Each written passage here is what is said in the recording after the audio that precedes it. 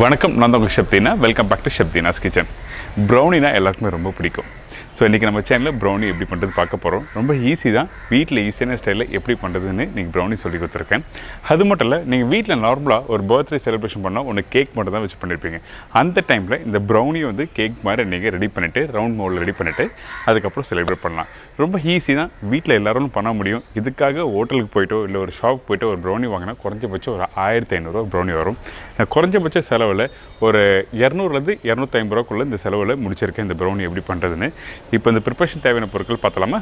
இந்த ப்ரிப்பரேஷன் தேவையான பொருட்கள்: dark chocolate 250 gram, cocoa powder 25 gram, சர்க்கரை 250 கிராம், முட்டை 4 number, butter 80 gram, maida 100 gram, baking powder 1/2 teaspoon, walnut 150 gram. இதாங்க இந்த ப்ரிப்பரேஷன் தேவையான பொருட்கள். ஃபஸ்ட்டு நம்ம என்ன பண்ண போகிறோம்னா, நம்மக்கிட்ட இருக்க இந்த சாக்லேட்டும் பட்டரும் மெல்ட் பண்ண போகிறோம் இந்த ப்ரௌனிக்கு. அதனால் இந்த பேனில் தண்ணி ஆட் பண்ணிட்டு மேலே ஒரு கிளாஸ் பவுல், அதுக்கப்புறம் இந்த சாக்லேட் பட்டர் ஆட் பண்ணுறோம். இந்த ரெண்டுத்தையும் வந்து நல்லா மெல்ட் பண்ண போகிறோம். அதாவது இந்த ப்ராசஸோட பேர் என்ன, டபுள் பாயிலிங் சொல்லுவாங்க. டேரெக்டாக இந்த சாக்லேட்டை பேனில் போட்டு மெல்ட் பண்ணக்கூடாது. அதனால தான் டபுள் பாயில் ப்ராசஸ் சொல்லியிருக்கேன். நீங்கள் வீட்டில் அவன் அப்படி ஓடிஜி இருந்ததுன்னா நீங்கள் டேரெக்டாக மெல்ட் பண்ணிவிட்டு யூஸ் பண்ணலாம். இல்லாதவங்க இந்த மாதிரி டபுள் பாயிலிங் ப்ராசஸ் பண்ணுங்கள். இப்போ ரெடி ஆகிடுச்சு. இதுக்கப்புறம் நம்ம உடச்சி வச்சுருக்க இந்த முட்டையை இன்னொரு பவுலில் போடுறோம். இந்த முட்டையும் சர்க்கரையும் போட்டு நல்லா பீட் பண்ண போகிறோம். அதனால தான் இந்த பவுலில் முட்டை போட்டிருக்கேன். நீங்கள் வீட்டில் சுகர் பவுடர் இருந்ததுன்னா டேரெக்டாக போட்டு பீட் பண்ணுறதுக்கு ஈஸியாக இருக்கும். இல்லாதவங்க இந்த மாதிரி வெறும் சர்க்கரையை போட்டு மிக்ஸ் பண்ண நல்லா பீட் பண்ணணும். இந்த சர்க்கரை நல்லா மிக்ஸ் ஆகிருக்கணும், அதாவது நல்லா மெல்ட் ஆகிருக்குன்னு சொல்கிறேன். அப்போ தான் உங்களுக்கு கரெக்டாக நெக்ஸ்ட் ப்ராசஸ் போக முடியும். இப்போ பாருங்கள், அந்த முட்டையும் அந்த சுகர் நல்லா பீட் பண்ணி முடிச்ச பிறகு லைட்டாக கலர் மாறும். இந்த மாதிரி லைட் எல்லோஷ் கலர் வரும். எதுக்காகனா அந்த சுகர் நல்லா மிக்ஸ் ஆனால் இந்த மாதிரி டெக்ஸ்டர் கொடுக்கும். இப்போ ரெடி ஆகிடுச்சு. அது மட்டும் இல்லை, இந்த முட்டையை நல்லா பீட் பண்ணி முடிச்சுன்னா மேலே பார்த்தீங்கன்னா நுறையாக இருக்கும். இந்த மாதிரி தான் நீங்கள் வீட்டில் பண்ணும்போது வரும். சரிங்களா? இதுக்கப்புறம் நம்ம என்ன பண்ண போகிறோம்னா, நம்ம ஏற்கனவே மெல்ட் பண்ணி வச்சுருக்க அந்த சாக்லேட் பட்டரும் இதில் ஆட் பண்ண போகிறோம். அதனால தான் எடுத்த உடனே பட்டரும் சாக்லேட் மெல்ட் பண்ணி எடுத்து வச்சோம். ஸோ இந்த மாதிரி நீங்கள் வீட்டில் பண்ணும்போது ஸ்டெப் பை ஸ்டெப்பாக பண்ணுங்கள், ப்ராசஸ் கரெக்டாக வரும். அதனால தான் உங்களுக்கு தெளிவாக உங்களுக்கு சொல்கிறேன். இப்போ ரெடி பண்ணி வச்சுருக்க இந்த முட்டையும் இந்த சுகரும் நல்லா பீட் பண்ணோட அதில் இந்த சாக்லேட்டை ஆட் பண்ணி நல்லா மிக்ஸ் பண்ணுங்கள். நல்லா பீட் பண்ணி முடிச்சா உங்களுக்கு கரெக்டான அந்த டெக்ஸ்சர் கொடுத்துரும். பீட் பண்ணாமல் ப்ராப்பராக மிக்ஸ் பண்ணால் உங்களுக்கு அந்த சக்கரெலாம் வந்து கேக் பிடிச்ச பிறகு நல்லா கரெக்டாக வராது. அதனால தான் நல்லா பீட் பண்ண சொல்கிறோம். நீங்கள் எல்லார் வீட்லையும் விஸ்க் இருக்கும். ரொம்ப ஈஸி மெத்தடில் சொல்லித்தரேன்.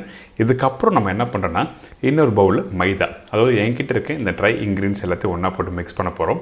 எதுக்காக இந்த ட்ரை இன்க்ரீடியன்ஸ் எல்லாத்தையும் ஒன்றா மிக்ஸ் பண்ணுற கேட்டிங்கன்னா, இந்த பேக்கிங் பவுடர் இருக்குது பார்த்தீங்களா, இந்த பேக்கிங் பவுடர் வந்து நீங்கள் பேட்டரில் போட்டு ப்ராப்பராக மிக்ஸ் ஆகலாம், உங்களுக்கு பேக் பண்ணி எடுக்கும்போது கரெக்டான ப்ரௌனி கிடைக்காது. அதனால தான் மைதா, கோகோ பவுடர், பேக்கிங் பவுடர் இது எல்லாத்தையும் நல்லா போட்டு நல்லா மிக்ஸ் பண்ணுங்கள்.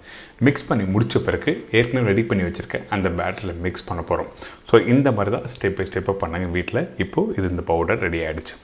இதுக்கப்புறம் டேரெக்டாக ரெடி பண்ணி வச்சுருக்க இந்த பேட்டரில் இந்த பவுடர் ஆட் பண்ணுறோம், இந்த ப்ரீமிக்ஸ் பவுடர். இந்த ப்ரீமிக்ஸ் பவுடர் நீங்கள் போட்ட பிறகு நம்ம என்ன பண்ணுறோம், விஸ்க் யூஸ் பண்ணக்கூடாது, இந்த மாதிரி ஸ்பேச்சுலா தான் யூஸ் பண்ணணும். இந்த மாதிரி ஸ்பேச்சுலா இல்லாதவங்க உட்டன் லேடில் வச்சு ஜஸ்ட் லைட்டாக இந்த மாதிரி மிக்ஸ் பண்ணுங்கள். அதாவது ஃபோல்ட் பண்ணு சொல்கிறேன். ஏற்கனவே ரெடி பண்ணி வச்சுருக்க அந்த சாக்லேட் பேட்டரில் இந்த மாவு போட்டிருக்கோம்ல, இதை அப்படியே எடுத்து இந்த மாதிரி பெரட்டி நல்லா மிக்ஸ் பண்ணணும்.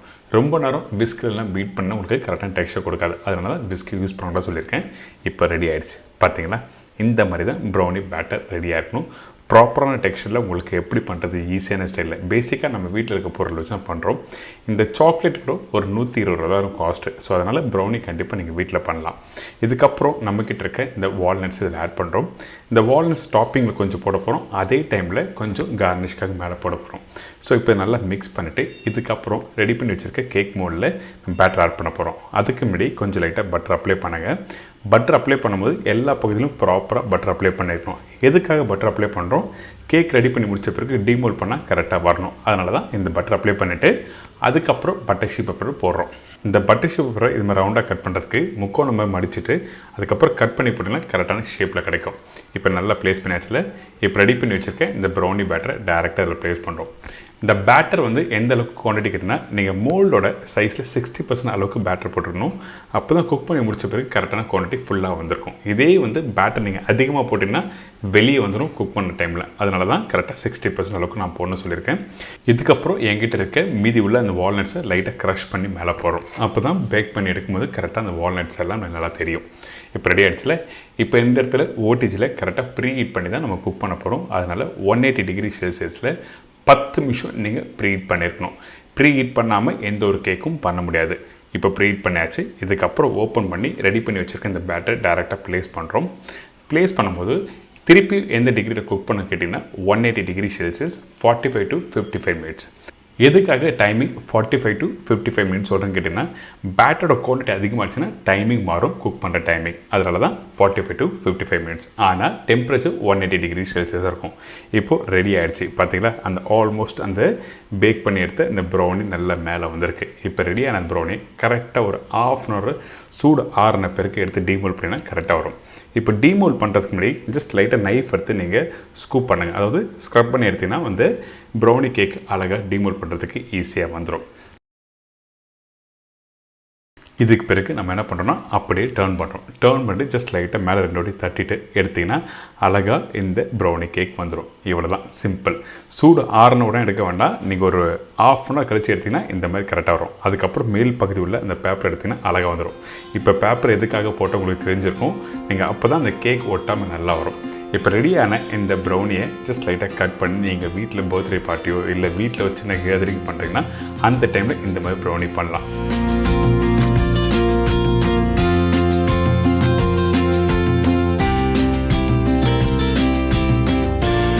எனக்கு இந்த டிஷ் எப்படி பண்ணுறது எல்லாரும் ஈஸியாக தெரிஞ்சிருக்கும். கண்டிப்பாக வீட்டில் ட்ரை பண்ணி பாருங்கள். இதே மாதிரி நாளைக்கு இன்னொரு சூப்பர் ரெசிபிஸ் நினைக்கிறேன். நன்றி, வணக்கம், see you, bye, take care.